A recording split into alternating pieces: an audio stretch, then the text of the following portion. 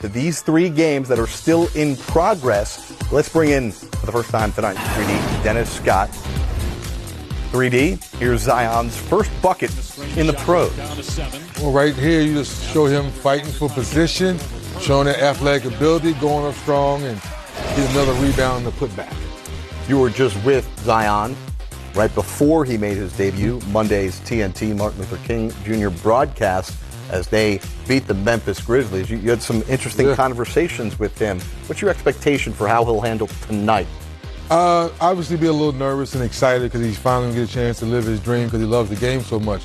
But as you saw in those first couple minutes, not forcing things, trying to get into the flow, sharing the basketball. And that game you were talking about on Martin Luther King Day, they were moving the ball, I think, with 1923s that game. So that lets me know he's paying attention to detail, similar to our conversation where he wants to show Coach that he's going to play defense to help out that side of the floor. You know, offensively, they're going to share the basketball. He's going to get shots. Again, we'll get back out to live looks and updates from everything happening around the NBA. Plus, we're going to hear from LeBron James in the locker room at Madison Square Garden in a couple of minutes. Pacers right now on a 25-6 run. Updates from there in a moment, but more on the Pelicans. And you bring up a really good point. Pelicans have been playing such good basketball. They lost 13 in a row, but since have won 11 of 16.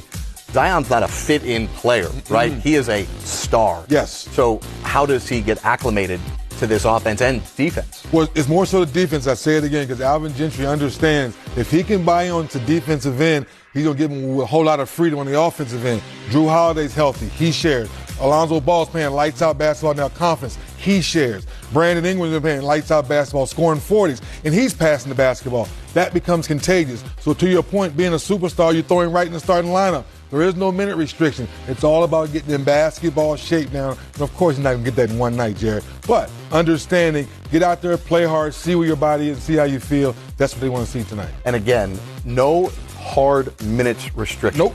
Zion, 8 minutes tonight in the first half.